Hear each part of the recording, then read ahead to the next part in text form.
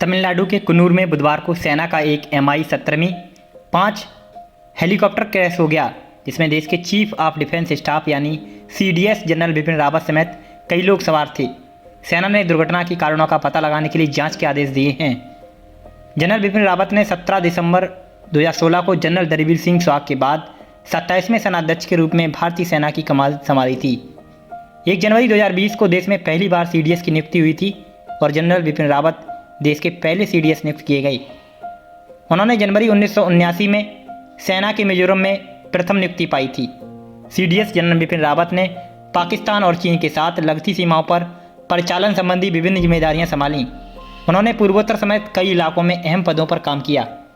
वह युद्ध सेवा पदक, अति विशिष्ट सेवा पदक, सेना पदक एवं विशिष्ट सेवा पदक से सम्मानित किए जा चुके थे। उत्तराखंड के पौड़ी गढ़वाल जिले में बिपिन रावत का जन्म हुआ। कहते हैं रावत की रगों में दौड़ता है सैनिक का खून, क्योंकि उनके पिता भी एक जाने माने अफसर थे। जनरल बिपिन रावत के नेतृत्व में ही सेना मणिपुर में CRPF के काफिले पर हुए हमले के बाद सीमा पार म्यांमार में सर्जिकल स्ट्राइक की थी। इस सर्जिकल स्ट्राइक में NSCN के कई उग्रवादियों को मार गिराया गया था। उनके कैंप भी तबाह कर दिए गए थे।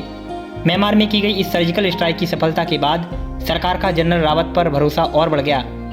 नतीजतन रावत को 31 दिसंबर 2016 में सेना के तीनों अंगों का अध्यक्ष नियुक्त कर दिया गया। कहते हैं कि इस मुकाम तक पहुंचने में रावत को पूर्वी सेक्टर में LOC, पूर्वोत्तर के अशांत इलाकों में और कश्मीर में काम करने का लंबा अनुभव काम आया। उरी में सेना के कैंप पर हुए आतंकी हमले के बाद जनरल बिपिन रावत ने ही पाकिस्तान पर पलटवार की कमान संभाली थी।